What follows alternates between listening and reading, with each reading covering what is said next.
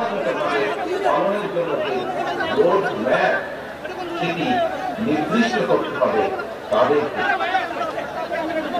আমরা আমাদেরকে বাস্তবতা বিবেচনায় পরিষ্কারভাবে আমাদেরকে বুঝতে হবে যে সব পরিবর্তন সাধন যেমন তাদের পক্ষে সম্ভব নয়, তেমনি এমন দায়িত্ব তাদের হাতে নেওয়া সঙ্গত হবে না যেটা তারা বহন করতে সক্ষম নয়।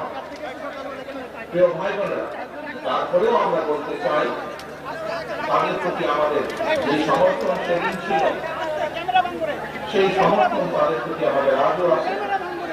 তারা জনগণের মূল যে দায়িত্ব পালনের জন্য আজ দায়িত্ববান গ্রহণ করেছে সেই দায়িত্ব যাতে তারা সঠিকভাবে পালন করতে সক্ষম হন সেই রকম সমর্থন তাদের প্রতি আমাদের অবশ্যই অব্যাহত থাকবে।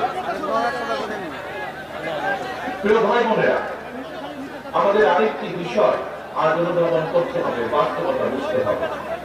স্বৈরাচারে ফেলে যাওয়া যে দলবাদ উচ্ছিষ্ট প্রশাসনে চলমান ষড়যন্ত্রের কাছে কিন্তু এখনো আমরা দেখতে পাই যে বর্তমান এই অন্তর্বর্তীকালীন সরকার মাঝে মাঝেই অসহায় বা বিপর্যয় বোধ করছে।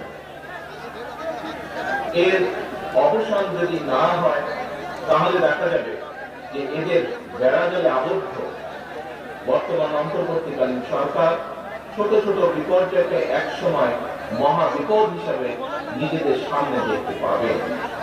জুলাই এবং আগস্ট মাসে যে মানুষগুলো আত্মহত্যা দিয়েছেন, যে মানুষগুলো নিজেদের সবকিছু উদার করে এই দেশকে স্বৈরাচার মুক্ত করেছেন, আমাদের সকলের ভবিষ্যতের জন্য জীবন বাড়িয়ে যারা যুদ্ধ করেছেন, তারা তাদের এই আত্মত্যাগ সেদিনই সফল হবে।